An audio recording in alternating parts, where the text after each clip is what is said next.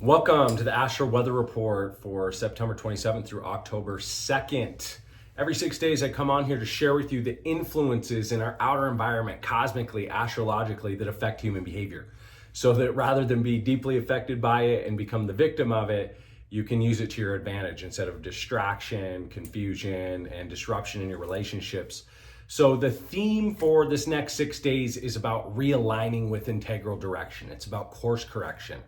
It's really about coming back to integrity, being on path with the path that your heart and your soul wants, aligned with your goals, aligned with your commitments, aligned with the things that you've claimed you're devoted to. So critical thinking is going to be a massive priority, which goes without saying, but you're going to just feel a little bit more drawn to notice flaws, to notice what's wrong.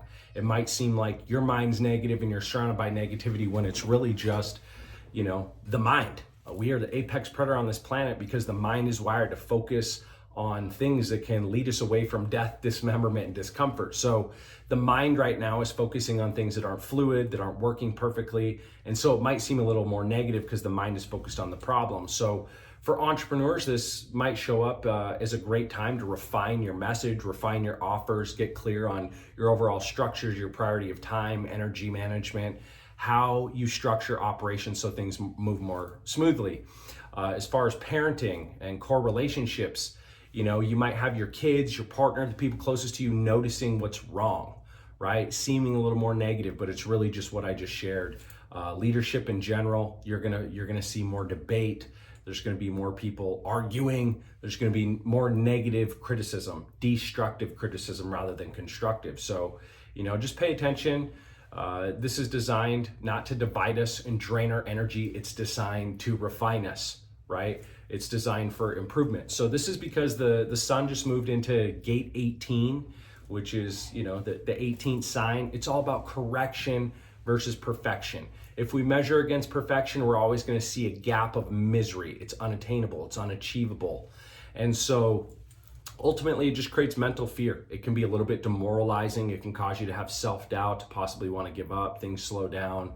And really, it's all about fixing and course correcting, making sure that you get things back on the paved road if it feels like you're in the mud.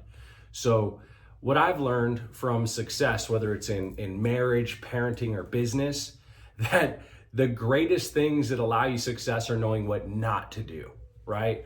What not to do is often how we find out what to do. Most entrepreneurs figure out, what not to do and fail a bunch of times until you succeed. So remember that, fail until you succeed. Focus on those things that you've learned from, and that way you don't have to repeat those mistakes twice. You can remember them, remember the lessons you learned from them, remember what not to do, and make that a core part of your practice, your SOPs in business and how you operate in life.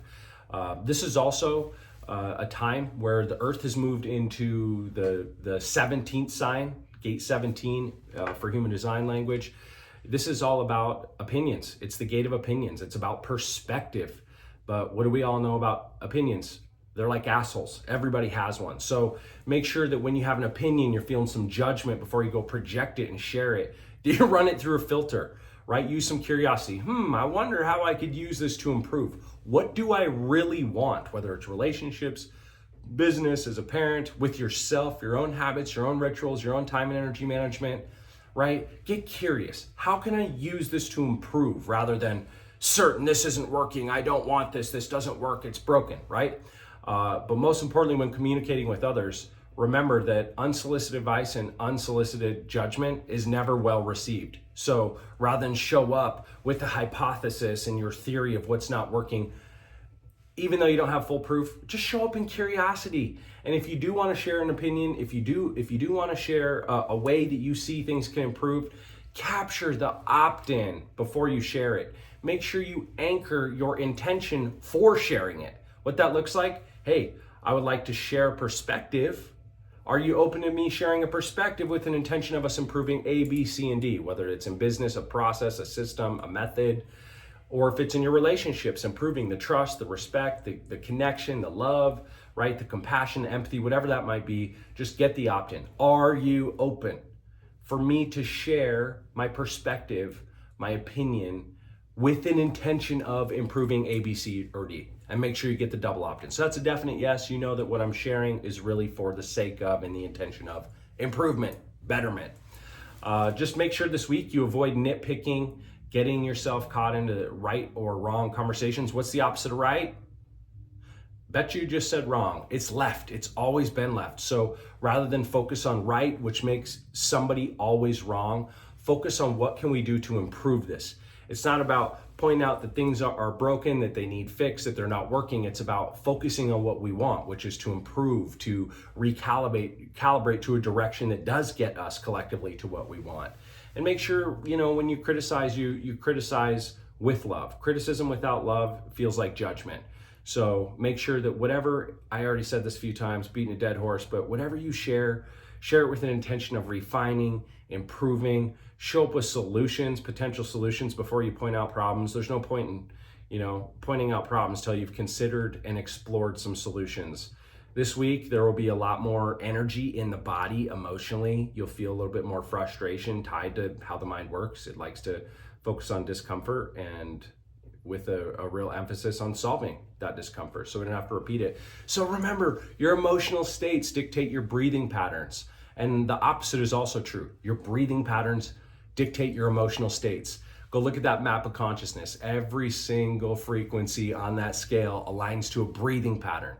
And so if you master your breath, you've mastered the MF rest, right? It's a multifaceted conversation when we talk about consciousness and emotions, but at the end of the day, I've said this before, right? What you name, you tame. Get clear on what you're feeling, recognize how that's affecting your biology, how you're embodying it, and then breathe. Deep breath in through the nose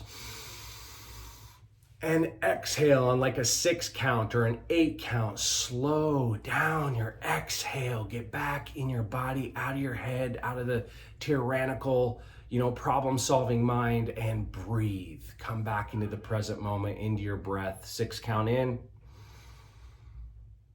8 count out. Relax your nervous system, calm down, decompress your stress, and ultimately remember to breathe. And last thing I'll share with you, just a couple prompts to be with this week.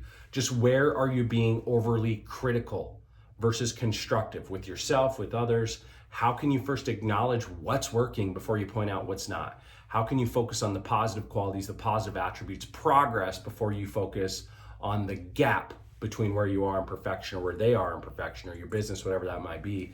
One of my favorite books over the last 5 years I've read is called The Gap and the Gain. When we focus on the gain of how far we've come, what we have, gratitude is the greatest resilience to continue on the mission. When we focus on the gap between where we are and where we want to be, it's debilitating, it's demoralizing. So make sure that you are constructive. Focus on what's working first. And then last but not least, just how can you offer your opinion, your perspective in a way that's encouraging and empowering? Most people know what they should be doing, that they're not. Most people know things they're doing they shouldn't be.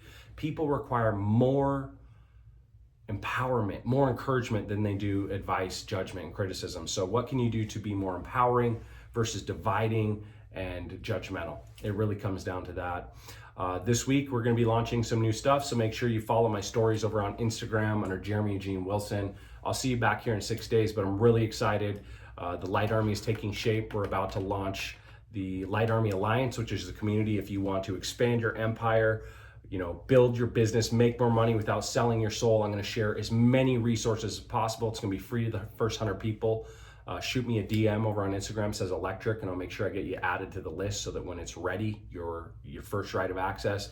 And we're also going to be diving deep into Soul Science 101, all the way down to the deepest, most advanced differentiated sides of it so that you can make more money, experience more self-love, higher self-image, better and improve your relationships, and feel a deeper sense of meaning, purpose, and just overall voltage in everything you do.